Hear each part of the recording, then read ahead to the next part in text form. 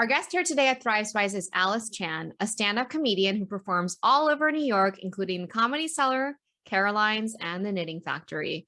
She created BYOB, Bring Your Own Baby comedy show to parents and caregivers where they can bring their babies for a comedy show.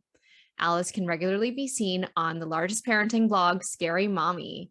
Alyce founded MomCom NYC, a parenting platform that uses humor to empower and bring laughs to mothers. So it does get easier. Yeah. I don't know if you're one of those moms who's like, I'm not going to give my kids screen time. I'm not going to be that mom. And then like 2 minutes later, you're like, here, just take the screen. Yeah, that all went out the door after the first one turned one. I was so good for 12 months. Yeah. And I was like, whoa, I was so good. Like he doesn't need screen time. Yeah. Yeah. Now he's like watching movies like 16 and up. And I got to watch it with you at least.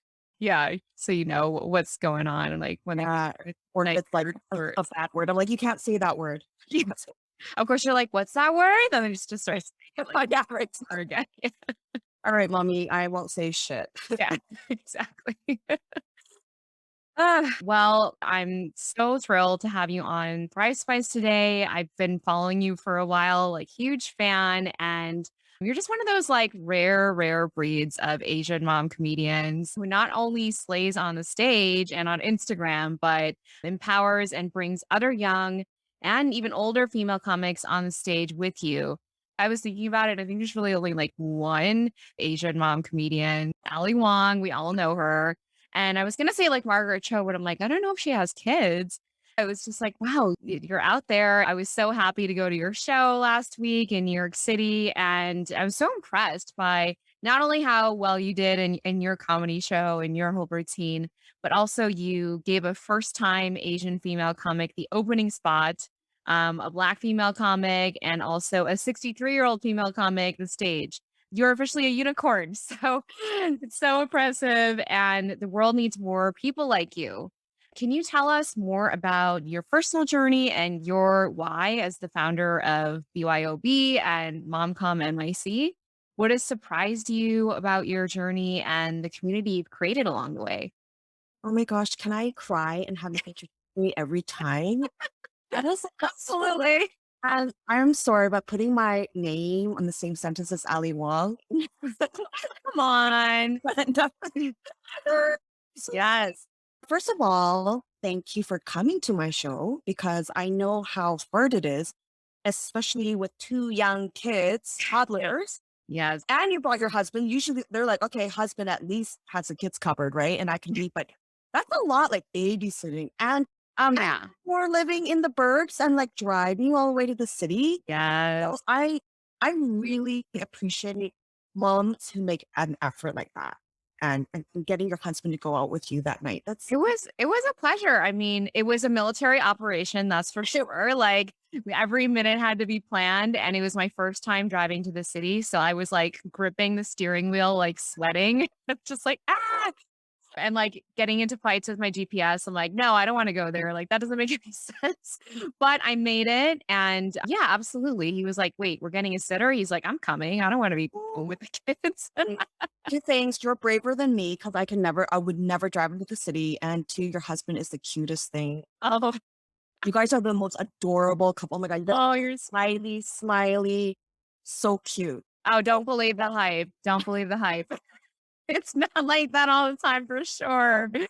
Of course, if we have a sitter and we get to like actually eat dinner and taste our food and like Yeah. come out to a show, like we are very happy. Yeah. And that's not the majority of life with two toddlers. Oh no. And it's so great that you make the effort to connect with your husband. And this year I made a promise to myself, like what I want to really resonate is connection. Connection with my kids, connection Yes. to my husband, and connection to my audience in on the online space. And it's funny because I started up BYOB, which is Bring Your Own Baby comedy, when when my second kid was 6 months old. And I hadn't done comedy for like 4.5 years. I took a hiatus. And I thought like there was something missing and I didn't know what it was. I was a stay-at-home mom. I had odd gigs like photography and maybe some graphic design here and there, but nothing really to fill my day. So mostly I'm taking care of the kids, taking them to the park. And I knew there was something missing and it was performing again. And I had to find a way to make it work. Now that I'm a mom and now that I have, responsibilities looking after my baby and also my toddler going to school at that time, I was like, there must be something that I can do. So I started to visit local bars that were close by at home. So the commute wasn't too stressful. I would try to do shows at like a block over here or anywhere in Brooklyn because I was living in Brooklyn. So it was easy. But that it wasn't what I wanted. I thought like, you know what? I want to create something because there's nothing about parent comedy. Mm. I was always thrown in with like 20-year-old males or performers who have been doing it forever that did have family obligations. And I'm like, of course it's easy to go every night if you didn't have a family Mm. to responsible and to wake up in the morning to make lunch and breakfast. Yeah. Yeah, you can totally do that. You can devote your life to that, but I can't. I chose motherhood, right? I chose to have a family. So I wanted a balance. And so I start creating the Bring Your Own Baby also because I knew that being alone with your baby the first year is very isolating to a lot of mothers. Mhm. And so I wanted to build that community to connect with those mothers because I want them to know that this road is lonely, but we can do it together. So I start bringing my baby in my carrier and I start doing stand up at the Word Bookstore, which is in Greenpoint. They were the first ones to say yes to me. The first show had 7 people. Half of them were my friends, carried their Love it. newborn. And then word got out. And after 6 months, it was pretty much autopilot, word of mouth. Moms would invite 5 of their mom friends, and they knew it was like a monthly thing. And they would come in, bring their babies. It was a 45-minute show. They got their coffee, got free cookies, and then out of there, and their babies were ready to nap. And so it worked great for 2 and some years, and then COVID hit, so we had to stop all that. And then I started to do more digital work on MomCom, and it was much easier, obviously, because I didn't have to commute, and I could just, practice writing jokes and put it in a meme format. And when you're forced to write something funny that fits in like a little box, you really have to get good at it. So it took a lot of practice. And even though I wasn't up on stage every night, I was writing every day. And I was just like, my mind was going on like a comedian, just observing and writing notes down and making fun of, you know, my kids or making fun of myself and putting it in a meme format. And then it just grew from there. And I think it was because people could resonate with what I was saying. And then there was a connection. So yeah, so that's how I started. That is so cool. I love how you really just kind of started from this place of authenticity and how you mentioned how isolating that journey is. I can absolutely relate to that. Having been a new mom and also having kind of left a traditional career to stay at home with my kids for a couple years, like that does a number on you. So I can absolutely I wish I'd been around when I was in Westchester. So I'm really happy you're here now because we have to do this in Westchester. And yeah, there just aren't that many opportunities for moms to everything's focused on the kids. Music classes and everything, especially when they're under a year or 2 years old, we're literally it's just to keep them busy and, expose them to different things. But it's really also for the mom. So it's really nice to actually focus on the mom for once because mom's mental health is just as important, if not more, than taking care of the baby. Yes, mental health. And I mean, I didn't know I even had PPD for the first year with my first kid. And you're right, there was baby yoga classes, music sing along classes. And I was so sick of them because I would go, not have fun, try to meet other moms. And I was like, this comedy thing is just for the parents. Mhm. You don't have to hire a babysitter. You can bring your parents. It's not going to be like, I'm going to support you if you're trying to feed your baby in the middle of a set, or if your Mhm. baby climbs on the stage. It's fine. Like no one's going to shame you for being a parent. And Yeah. I feel like that was such a culture. I was afraid of breastfeeding my baby at a Mhm. coffee shop. I had Yep. to cover him up. Yeah. And, people say women aren't funny. People are saying moms aren't funny, or you're too old to do this now. You're not a 28-year-old guy. Yep. So I loved having the moms there. I love that they did it for themselves, but also, like, I started seeing moms just, like, hanging out after, and it became like an hour 15 show because moms just didn't wanna leave, and they were making connections with each other. It was like, I love moms. I'm just crazy like that. Like, when I see, like, a new mom walking down the street or she's, like, 9 months pregnant, I just wanna tell her, like, "I can help you." Like, "Let me help you." Yes, yes. It is, it's so rare and wonderful to find someone who really gets it in that sense and is not afraid to talk about it.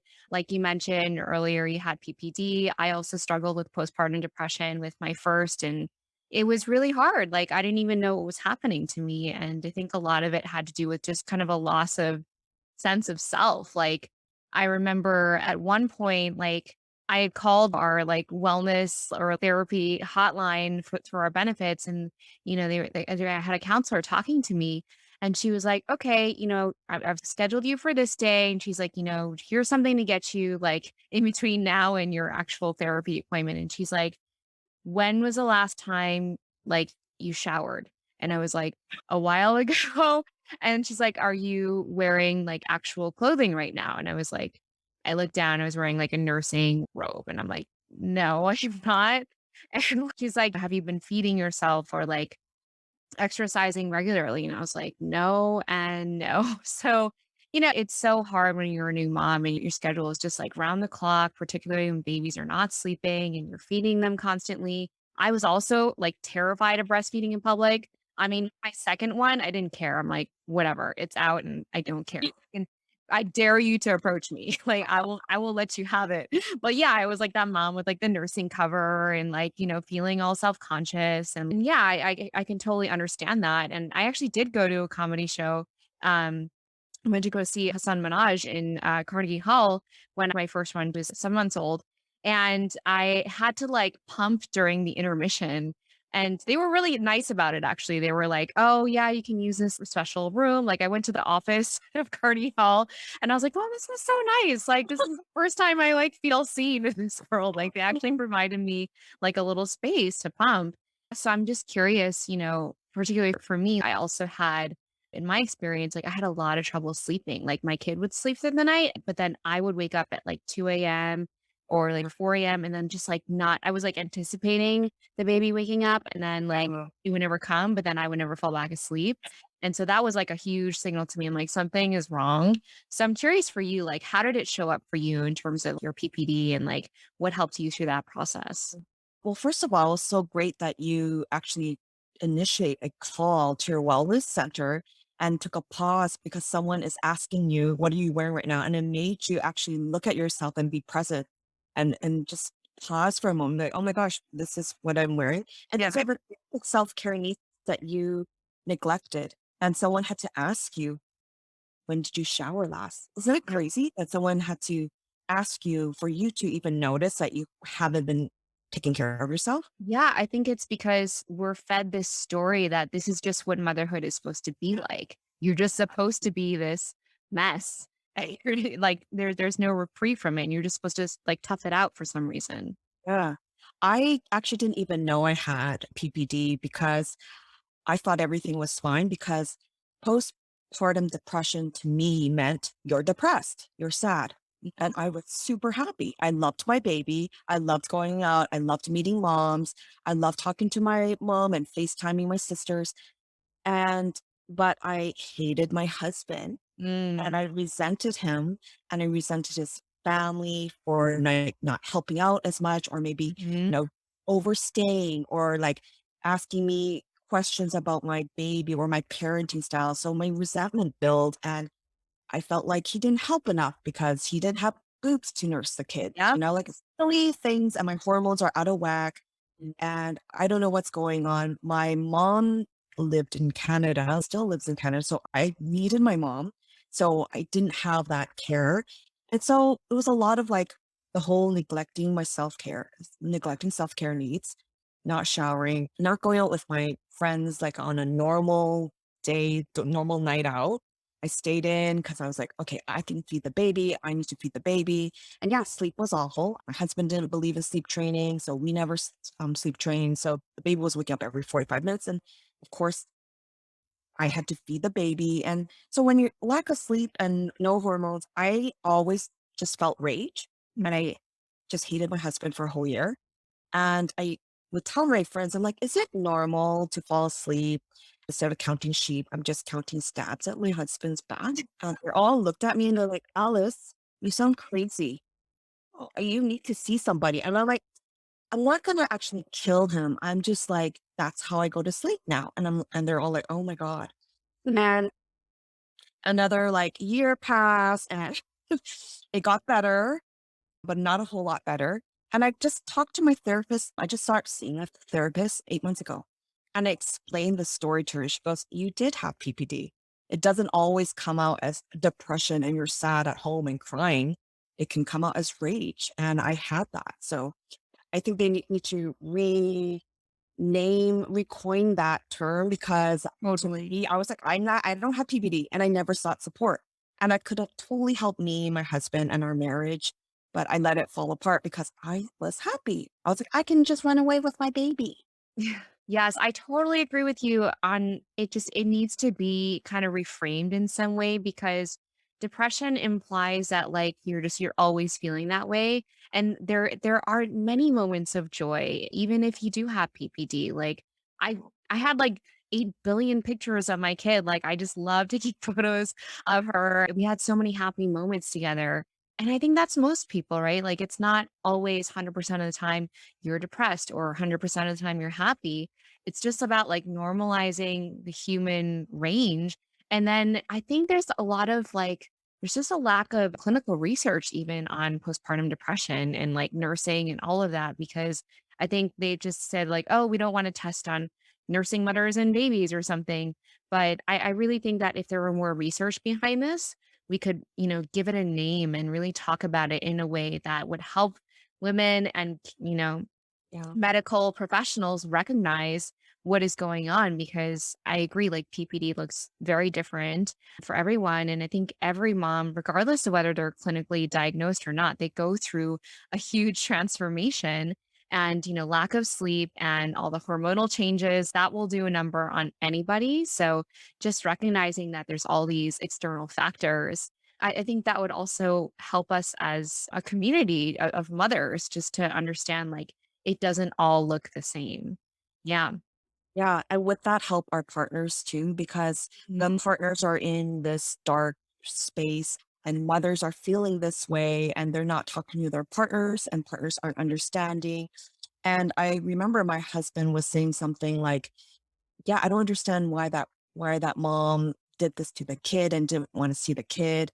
I'm like, well, clearly she's going through like PPD because that's not normal. The mom's not connecting with a baby. And it's like, how can anyone not connect with a baby? And I'm like, okay, that comment isn't just probably by my husband, right? Like husbands, partners, they all need to know this happens and this is normal. And you're right, people don't talk about it enough.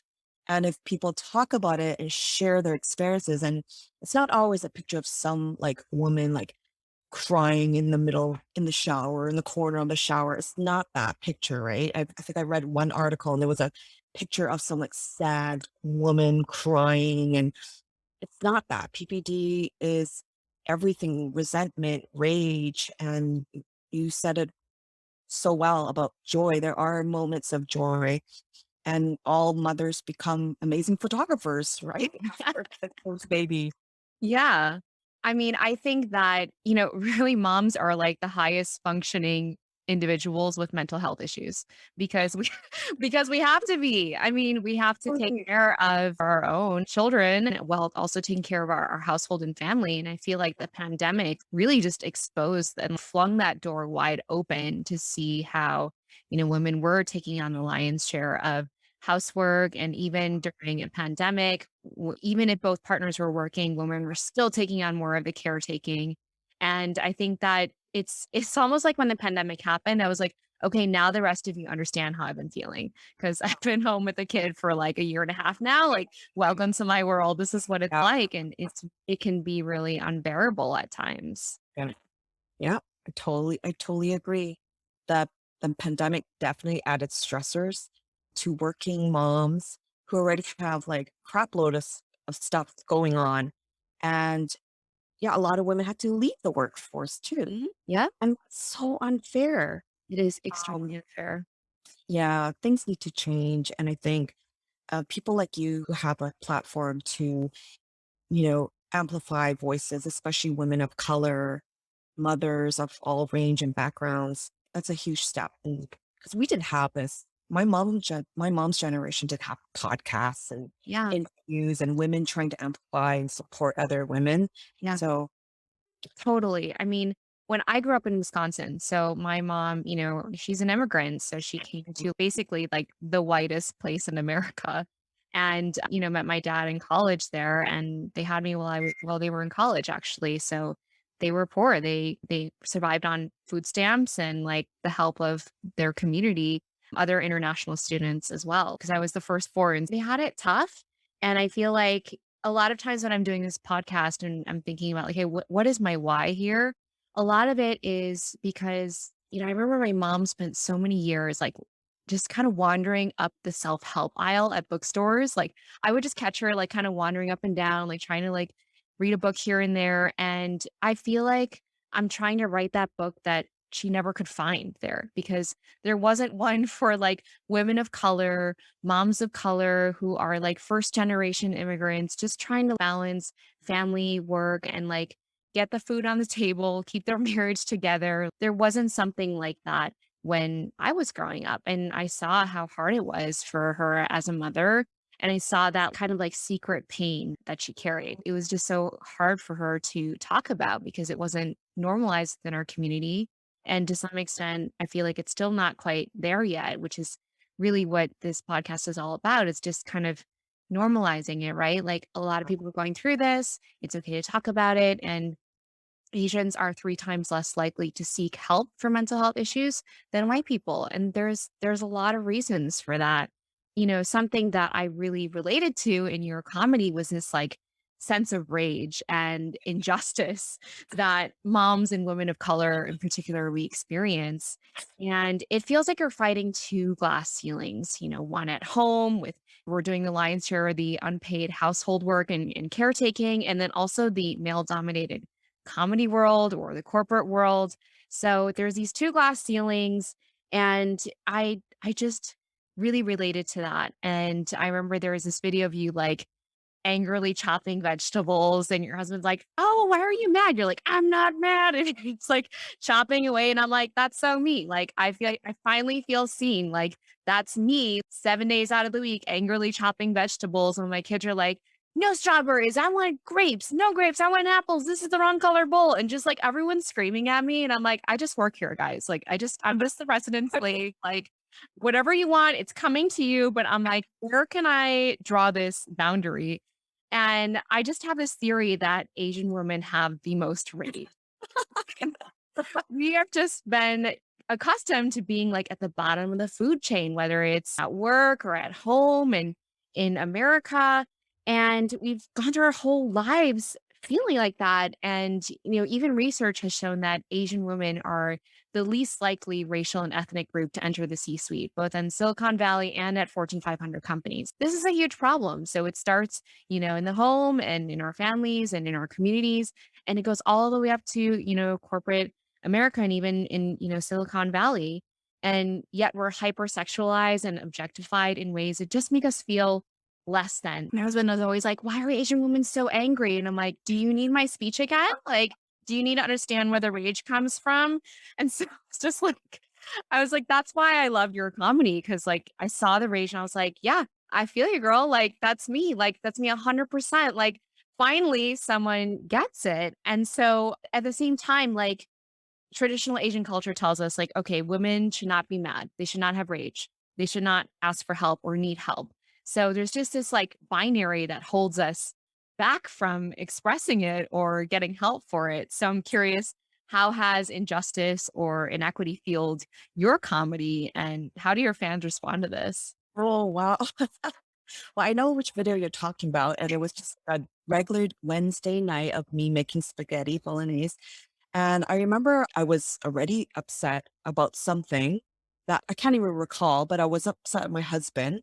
And I remember actually chopping the onions really mild so that he could hear it. Oh yeah, yeah. And he was upstairs and I'm like just chopping it away. I was so mad. And then I was like, wait a minute, this is a good reel. I can make comedy out of this. All right. So I'm like, so that was kind of like a sidebar thing. I'm like, okay, I'm going to do this for my comedy when I calm down, but I got to fix this spaghetti right now. So after dinner, I don't even know if I ever approached him to let him know why I was mad. That's kind of like why I'm seeing a therapist actually right now because my communication sucks. And yeah, a lot of rage. I have to credit my parents for fueling that in me when I was a kid because I saw a lot of arguing and fighting. And my mom had a lot of resentment and rage, but she would tell us about it instead of telling my dad about it. So I could feel like how upset and ragey she was and how why she resented my husband, which is not healthy. You don't tell your kids that, but that was her outlet. And so I think I was carrying a lot of that generational Yeah. rage. And I also saw my grandma, who was, I felt like she was doing so much for everyone. And she was always the last to eat. Mm. She was buying groceries up to like 84 years old. She was buying groceries. She couldn't even drive properly anymore. She was still buying groceries for all her kids. She had 5 kids. And she would drive her husband around and they had marital problems, but she was always happy and laughing. But I saw like, sh I saw how much she gave of herself. I'm like, wow, what a woman. And I think a lot of the rage comes from seeing how my grandma was treated, how she sacrificed so much and she never got back anything, and how my mom was forced to get married at a young age, and how she was treated in her own relationships. And then, I've always vowed to myself, I'm like, I'm never going to be that way. I'm never going to be quiet and I'm never going to like let my husband tell me what to do. And if I don't feel like something is right, I'm going to speak up. I'm still working on that. And I'm going to have a healthy marriage. I'm not going to find someone who sees women as objects and as women as their housekeeper and all the 1950s traditional crap that we've been getting fed by by society. And so, yeah, I think a lot of my humor, I don't think it touches everybody on the same note. I think some people it's just like, that's not my flavor. And some people really, really get it. And those are my people. And the people who don't get it, they tell me, I'm going to unfollow you. And that's fine. That's good. Because I don't want you on my page because I'm doing it for my people who see me. Yes. And I have been purging my Instagram account. Like, we talk about masks and I would get a huge unfollowing, which is great because I don't want you on my page if you don't believe that adults should be wearing masks and in indoor Mm. public spaces, right? And so I've been getting a lot of positive vibes and energy. People would write me. And, every note I try to message back because it means so much to me that a mother would stop in her tracks. I know she has a busy day to write me something nice. And I can't always get back to everyone. I try, but that's the energy that fuels me to keep going. I mean, when Instagram broke down yesterday, I was just like, oh my God, what do I do? Where's my community? I've been in such a crappy mood. Yeah. I love that. I mean, I think part of being a mom has been like rethinking what success means to us and how we get paid basically, right? Like I always tell my husband like, look, this is an unpaid job being a mom. Like I only get paid in love. So make sure I get paid. Like so whether it's from your husband or the community that you're building, and I agree, like I respond to like any messages I get because because that's my money. Like that's what I'm getting out of this community. It's just like, oh wow, like I actually impacted someone's like daily life. That's the goal, really. So um And I agree with you what you said earlier in terms of just fostering that sense of connection because in today's pandemic world, that is super, super rare. It's not something I take for granted. And I think when you become a mother, like you truly understand, how valuable that is to have that sense of connection with your community and have a purpose. So I love that you kind of got into it already, but I'd love to learn a little bit more about your own creative process. How do you go about like, because you do everything. You do like the reels, you do comedy routines, you blog. Like, what's your own creative process and how do you nurture that and find time or, schedule that in as a mom? Well, I love that question because uh, once I tell you, you'll be like, is that really what she does? Because I don't have a schedule. It's Yes. my husband's at home working from home and our house is small. We can hear each other. I can hear him type. I can hear him chew. If I'm downstairs and upstairs, I know when he sneezes. So when I do my filming, I already have an idea. I have some sort of concept, and that can be taken by a real life experience that maybe it's my children that did something to me and they said something. And so I keep it in my head. Or if I'm at the playground and I hear some conversations between two moms, I'm like, ooh, that's good material. I keep it in my head. And then I only film when nobody is in the house, which is very rare, Vanessa. In like 3 minutes. You're like, So go. I have my ring light ready and my iPhone charged up, ready to go. And when my husband maybe finally takes a step away from the house and be like, okay, I'm gonna go Home Depot or I'm gonna grab lunch, I have 40 minutes to film something. Wow. And that's when I do it. I pull out his hat and his jacket and then I pretend to be him because I can't do it when he's around because, Yeah. creative process, I don't want to be judged. Yeah. And my kids are loud. And so sometimes I can actually film when my kids are loud because I'm like, this is normal. We Mhm. need background noise. And, this is what I'm filming the imperfect motherhood, normalizing the messy of motherhood. So the kids should be loud. So sometimes it works when my kids are home, not when my husband is home. And then with memes and jokes, it's always just tucked in my head. Like usually when I'm up at 3 or 4 in the morning, that's when I'm more creative. So when my kid wakes me up in the middle of the night, I start thinking about comedy. And I've come up with some really like good one-liners. I'm like, oh my gosh, that was so good. And sometimes when I'm working out, like I remember working out on the day of my comedy set. And as I was working out, my husband was at home and it was going full blast. And I actually had a couple of jokes that I just whipped up. So it's not very structured in terms of how I come up with my creative process is not structured at all. Yeah. I'm like my life is all over the place. Yeah. That's it in when I can. That's so refreshing to hear. Like, I also feel seen in that because people are like, oh, how do you do this podcast? And like, how do you come up with the questions? And I was like, you know what? A lot 99% of the time, the question that I came up with was either in the shower or while I was walking the dog. Like that's my time.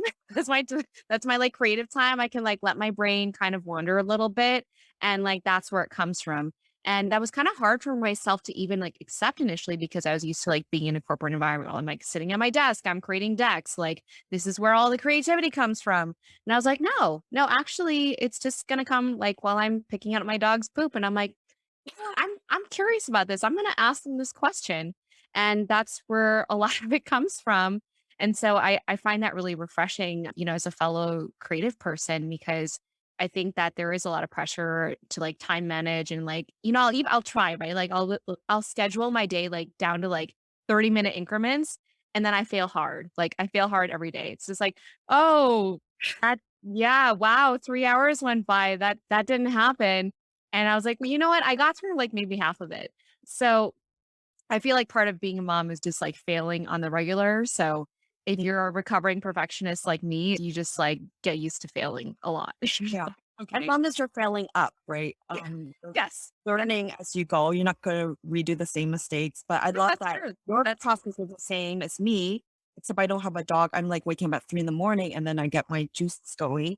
yeah. Uh, so I guess it's normal. I guess that's Yeah. because just like you, I was at a corporate environment and you have a 9 to 5, you have a desk, and okay, be creative from 9 to 5. Yeah. But as true creatives, that's not how we work. Right. Right. So yeah, right now I'm like, I don't feel anything.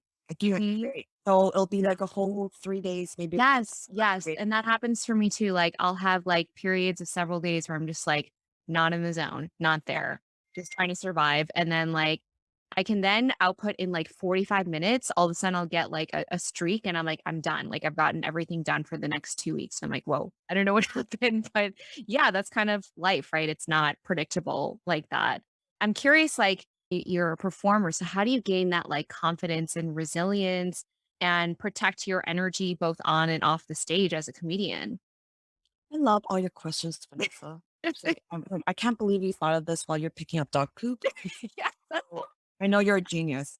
I am a total introvert, so it's not like I go out every night. And if I know I have a show going, I contain contain my energy by being at home Mhm. and uh trying to love all my kids and not, you know, yell at them because that's negative energy. I try not to eat like 4 hours prior to a show. And then usually after a show, I'm so high on adrenaline, I only sleep for 2 hours. Oh my god. And it affects me the whole week Yeah. Mhm. because it's so much energy, just not just to perform, but the logistics. Are people going to show up? Do they know that we're coming? Will the bartenders be on point? Will people pay their bills? Like, Mhm. will people bring their vaccination cards? All those little things. And you're a producer, so you know those details have to be all on point in Mm. order to create a show. So I'm worrying about that.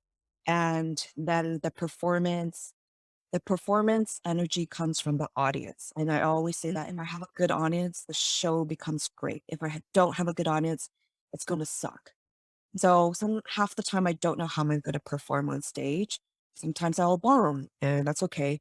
And sometimes I'll come up with new material as the audience engages with me, and that's what makes the best show. Just I love engaging with the audience. So that's where I get the energy just from the audience. And then after that, I go home. I don't talk to anybody. Yeah. I just like try to sleep, but I can't. And then I'm happy and like I'm on a high for like a whole week. Oh. Yeah, and I'm just coming down from that high. It's just Yeah. like those big shows that I produce give me that. When I do like smaller shows and smaller sets, it has that type of effect too, but the stress isn't there in terms of producing it. Yeah. But yeah, I like to stay low, like just low key for the next Mhm. week or so and not That go out. Yeah, and that makes a lot of sense, and I can also relate because 'cause I'm also, like, an extroverted introvert and, like, really an introvert at my core, and like you, I don't have unlimited energy, so I really have to, like, conserve and protect my own, like yeah, just self-care, right? And yeah, so I completely understand, and then, yeah, it does take a long time to recover, and I think that's something that people don't realize about what we do is like it does take a ton of energy out of us, even if we're not showing it. And I feel like the people who appear even like the most natural on stage, they're actually like, it's like the ducks on the water, like they're just paddling furiously underneath. It takes a lot to maintain that. I can definitely relate to that and appreciate it. And please do take the time to self care. And I'm grateful that you've even like agreed to do this podcast because I know that also takes a lot of energy too. This to me is my adult time and this is part of my self-care. Mm, And it's like talking to a friend and like, yeah. I love this. This is like my time. Yes, Like, I totally agree. And like that's what podcasts were to me before I started a podcast. It was like my own like therapy or self-care. And it's kind of an escape from like the day-to-day craziness at home. So like I totally get that. I wanted to switch gears a little bit. You mentioned like communication and the intergenerational differences between your mom and your grandma and you. And I feel like, for everyone else, nonverbals are 75%. But then in Asian culture, it's like 99%. It's like nonverbal. So that's why it's like if someone's angrily chopping onions, like, yeah, or like you better recognize that and be ready, like come ready to like figure out what's going on and diagnose the issue because like it's about to go down. So so I'm curious, like, when it comes to your parents, Asian parents are notoriously just very into stability, right? They want you to be a doctor, lawyer, accountant, and all that stuff. My parents are still holding out hope that I become a doctor. So, like, I get it. But at the same time, we're grown adults and we want permission to be our full, whole, true selves. So I'm wondering, was this the case for you? Did you have to navigate that relationship with your parents when, you chose more creative fields or comedy, or were they supportive? What was that like for you? Oh, wow. Okay, so my dad doesn't know that I took off. This is an Asian to the core. My dad does Oh not my know. God. When I worked for a bank, he knew. He's all about finance, Mhm. stocks, loves talking about stocks and money and business. So when I was working at a bank, he was like so proud of me. He wanted my business card in his wallet. He would tell all his friends, like, she works for HSBC. Like, and then now he probably just thinks that I'm at home with my kid, Yeah, yeah. ask what I do, and I actually don't bother even explaining to him. He's a anomaly. He's a very unique character. We talk about stocks, but we don't talk about my comedy. My mom was always like, they're doing that? Well, you think you're funny? And now she's like, send me videos. Send me more videos. And she got on Instagram because she wanted to follow me. Yeah, just like 4 months ago. It's really funny. And and some of the things she's been saying to me really has taken me, like, surprised because I was telling her like, "Oh, yeah, I did this show, but, I had to spend $150 on Uber, and then I had to do this, and, I came out of the show, like, in the red, right?" And she goes, "Yeah, but you don't do this for money. You do this because you love it." I'm like, "Mom?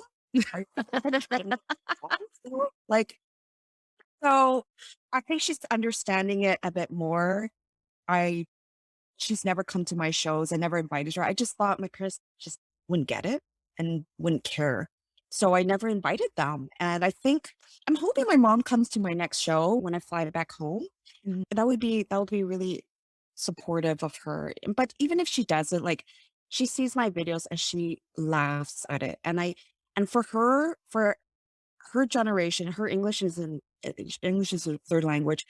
For her to get it, like, to me, like, warms my heart already. And I don't need her to be like, "I'm so proud of you." Like, she has never said that to me, right? She has never said, "You're so beautiful. You're so skinny." And then one time I was too skinny. She said, "You're too skinny." Yeah. Right? When I was breastfeeding, she said, "Oh, you have no butt. You're too skinny now." And she's never said, "I'm so proud of you." But for my mom, her love language is making me food. Oh yeah. I think that's pretty much every Asian mom. They were missing that from Gary Chapman's book, like the Asian mom version of love, which is like, oh, look at how much food that I made you. And then I find myself like, how they say you just become your parents. Like I find myself doing the same thing. I'm like, well, look how much food I made you. Like, you better love me. Like, did you see I made 2 entrees and a side and I made you your favorite dish? And I don't see any love going on here. And so yeah. I swear you live in my house. I said the same thing this morning. I made you French toast, and you're gonna say that to me? I made you French toast, and I poured chocolate milk with just the right amount of, like, chocolate. Yeah, Right? in your favorite dinosaur cup, so you don't get to say that to me, like, I'm just like, because I chopped you apples and put them in salted water so they wouldn't turn brown. You had to wake up 20 minutes earlier to just do that. wait, I don't even know about that trick. That's like some pro mom stuff, like, What? Like my mom's tip. You have, like, a bowl of water and you put salt in it. uh-huh. Then you can here's the apple, you dip in a bowl. Oh my look, you have it right there, that's And hilarious. now, like, the kid didn't eat it. I was like, "I Yeah. cut you apples, you just eat it, so now I'm eating it." And then the apples won't turn brown. So you have Wow, little wow. apples. Yeah, pro tip, everyone. You never know with Alyce, like, she's gonna deliver the pro tips.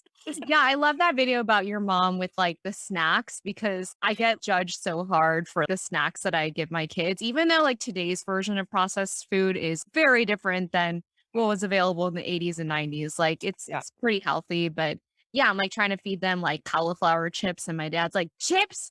What's gonna happen to your daughter? She's never gonna amount to anything with those chips. And I'm just like, Dad, she's fed. Like she is fed and she is not crying right now. So that's the standard, right? Well, at least your dad cares. My dad would never, say anything about that, so it was good that your dad's observing. That's a But yeah, it's true, my kids are picky because I give them snacks. It might make I think every kid loves snacks. Like it's just It's impossible. Like they I love have, snacks. yeah, who doesn't? I mean, I stuck before dinner.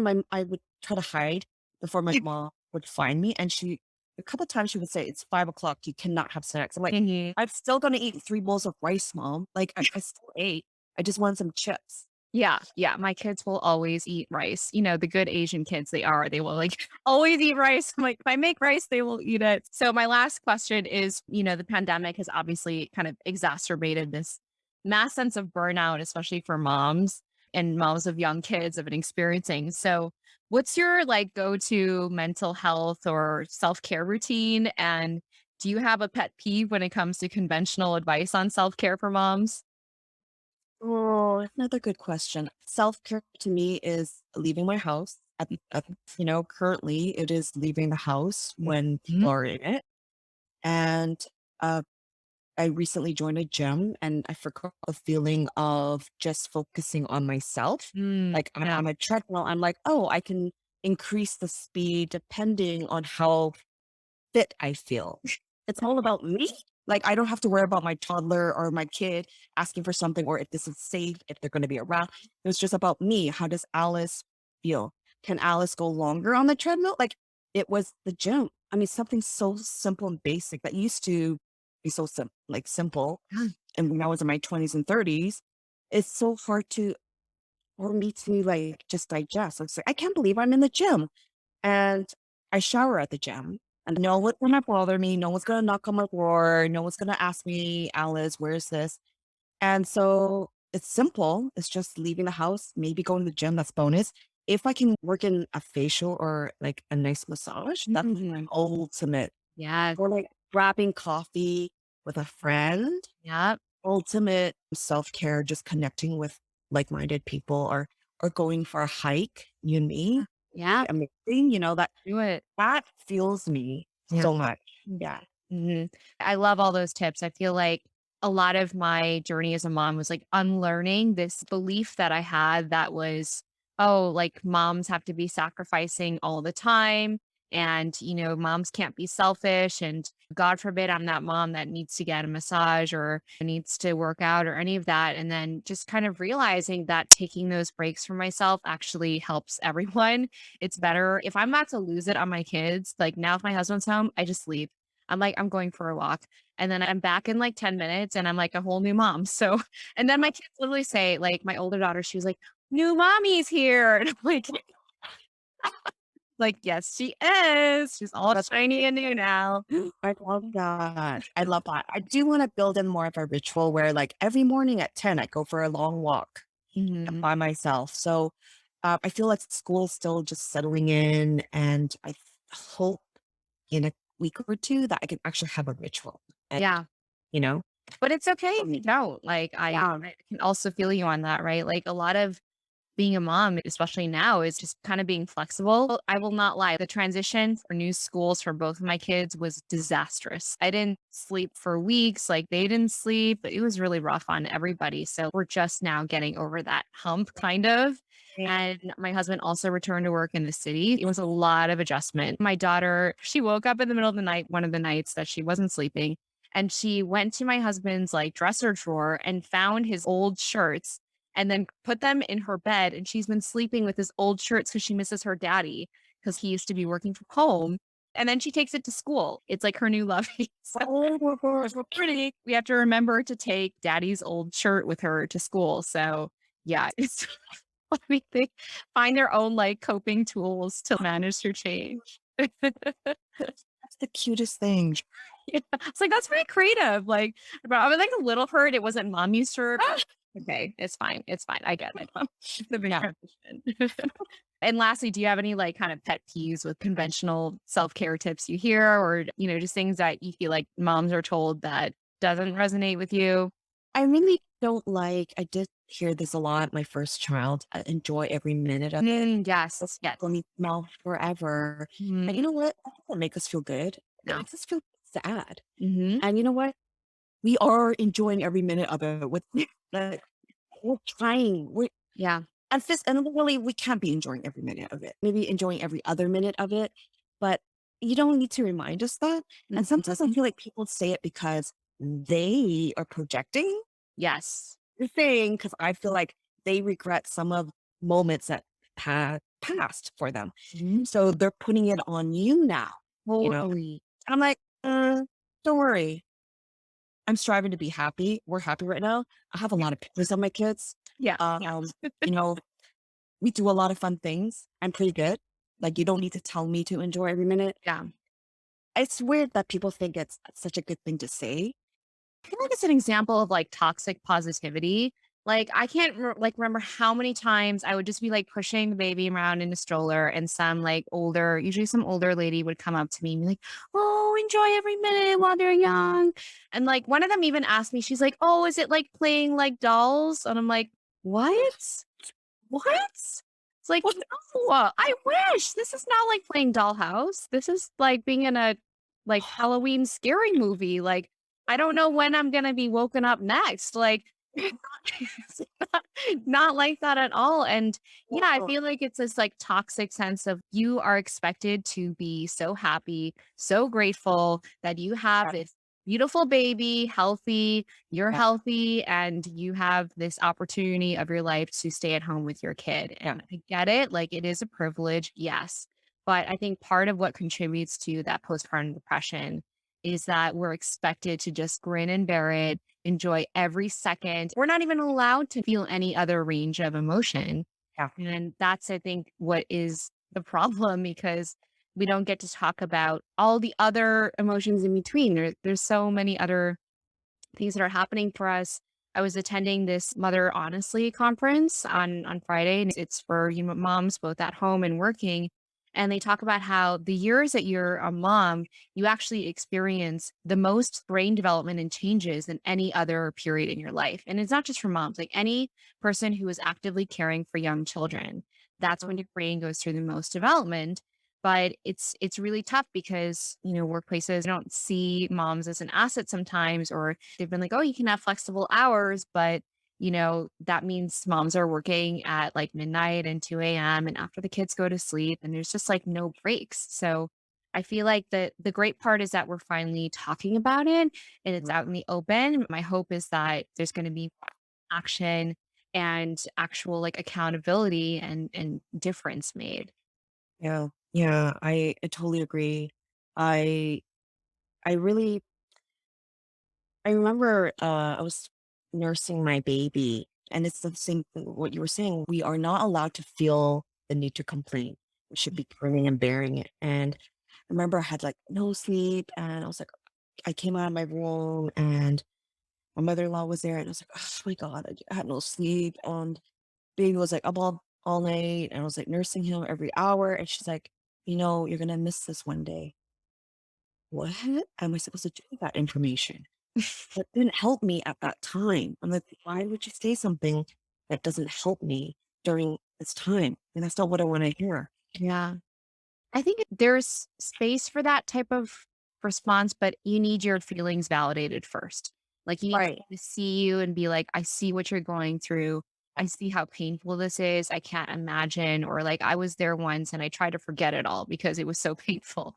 Right. Mhm. Like just seeing that like lack of sleep is literally like it's been documented. It's the worst form of torture a human being Right. Right. endure.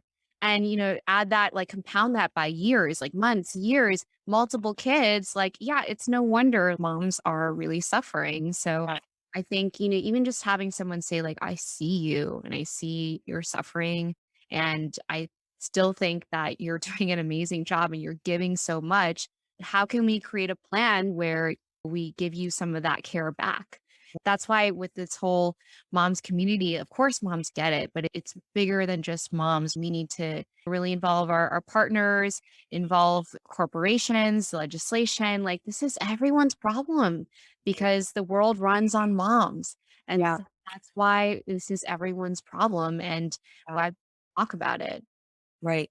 I feel like corporations, we're mentioning most of the corporations from where coming from in the financial world, a lot of them are white males in the Mhm. 40s who are C-suite.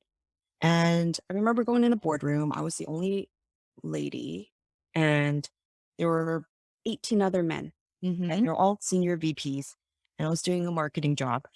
And Now that you were saying about how our brains transition and they are learning the most in the first couple years becoming a mother. And I truly believe that because I feel like I'm just on like steroids right now. Like if someone tells me to do something, I'm like, all right, I don't have a lot of time. I have to be efficient. I'm only giving my best output. It has to be quality. Yeah, I don't have any time to waste. And I feel like corporations need to encourage and invite forums for mothers in their companies. absolutely. For example, you know, like let the culture be like we want to take care of moms. And I feel like a corporation does a, let's say, comedy thing for a mom, like a self-care comedy talk for moms. Give them like a 2 hour lunch break Hmm. where the moms can feel connected, feel appreciated, talk about self-work, life at home, and maybe a little release with some comedy to empower them. I feel like corporations need to put mothers on the forefront. And the way to do it is to establish these type of forums and activities and exercises. And the company will see that because there must be so many creative ways to do this. Hmm. Mothers already left the workforce during the pandemic and now they're struggling to get back in. And you're right. We need our partners, our husbands, male counterparts to be our allies to speak up and to support. Yeah, Like, absolutely. I love that idea. I also have seen data that's showing that mothers are leaving the workforce not only to balance family, but because they didn't feel that sense of like recognition or awareness of their contributions or support. It's not even financial for a lot of these individuals, right? It's about like, I didn't feel appreciated. I didn't feel like I was making a difference, or I didn't feel like I had an impact. And I think those are these kind of like non-tangibles that employers can really think about in terms of like, yeah, actually, you may not need to, in all cases, give this mom a raise, although I wholeheartedly like, absolutely, we should give mothers a raise. But, it's not always financial. It could be supporting that mom in ways like a lot of that's being seen, a lot of that's being appreciated. mhm. It's different for working moms. I remember making that decision to be a stay-at-home mom, and I let my CEO know, and she said something to me, and it wasn't about money. She said, "How can we make it work so you can stay? Flexibility. How many days do you want to work from home? We can do that for you." And for her to offer that to me, I already made my decision. I still remember, and this was like 8 years ago. I still remember her saying that to me. And that's all about being appreciated, knowing that I was valued. Mm. That, that like it's so empowering than just like a raise. Of course, I also Yeah, I love that, and I wish, like I hope that's happening. That's my hope is that more times that question is being asked instead of, like, "Oh, okay, yeah, you're either in or you're out," yeah. right? I think flex work has, now the conversation is changing because of the pandemic, and a lot of people on both sides have realized, like, "Hey, going to the office 5 days a week, not really working for anybody, really." But I think that's so important to just keep that conversation at the top of that list. And the other thing that I took away from that conference was Reshma Saujani was their keynote speaker, and she's the founder of Girls Who Code. And then she also is leading the Marshall Plan for Moms, which is legislation that would essentially pay moms who stay home for their labor because we do unpaid labor. Yeah. And she was saying, how do we turn this rage into power? And that question, like, gave me goosebumps. I was like, I'm still thinking about it. Like, Yeah. that is my mission. Like, I need to figure that out too. And we all need to figure it out because we have to help each other. Yeah. That just gave me goosebumps too. Like literally. I was like, Yeah. Yeah. that's something we all work together. Right? Absolutely. Absolutely. I honor you and what you're doing with your community. I think it's incredible because I think we're all trying to figure that question out together, right? Just trying to figure out how do we turn this reach into power? How Right. can we help each other along this journey? And so I want to thank you again for taking the time to chat with me. I know you must be like so tired from all the shows you've been doing, but I think you rocked it and I admire the energy and creativity you bring to your craft, especially as a mother of young kids. I see you. So I want to say thank you again. And I hope you found this like a little bit cathartic as well. I did. I never want to leave. Like I just want talking to you. Um, I do want to. I loved how you're ending this with that question: how we turn our rage into power. I mean, I think we're all taking small steps in doing that. I've turned rage into spaghetti bolognese, so we can. Yes, that's power too. We all, It is. It's so yeah, good. I gotta make it for you one day. I have a I know. I was like, oh, that sounds yummy. Yeah. so good. But yeah, collectively together, women like you and support, like people support moms who support their peers. It's a shame. I didn't see that 10 years ago. I didn't see that Yeah. Thursday.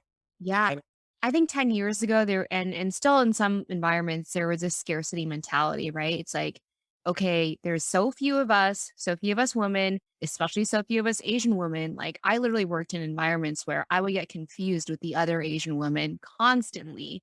And I would get emails sent to me addressed to that other Asian woman, even though we look completely different ethnicity, different height, different way of dressing, different job responsibilities. And I was like, this is not okay, right?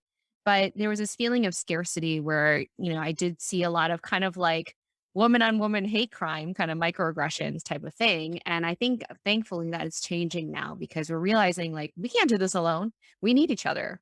yeah. Thank God a lot of women are opening their eyes.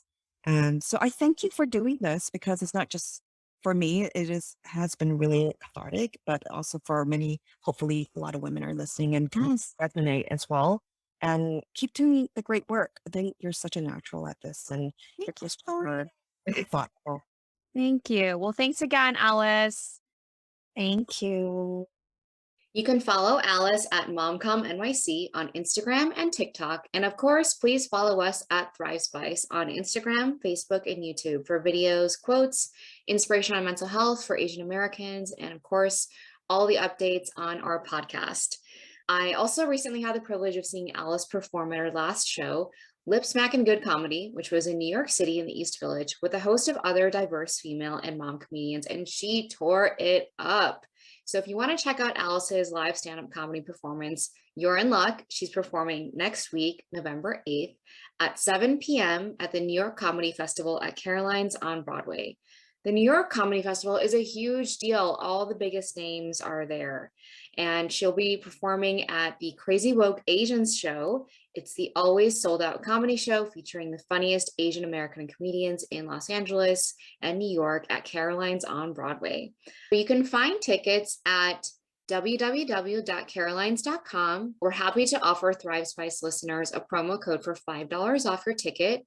It's CWA, basically the abbreviation for Crazy Woke Asians. Hope to see you there.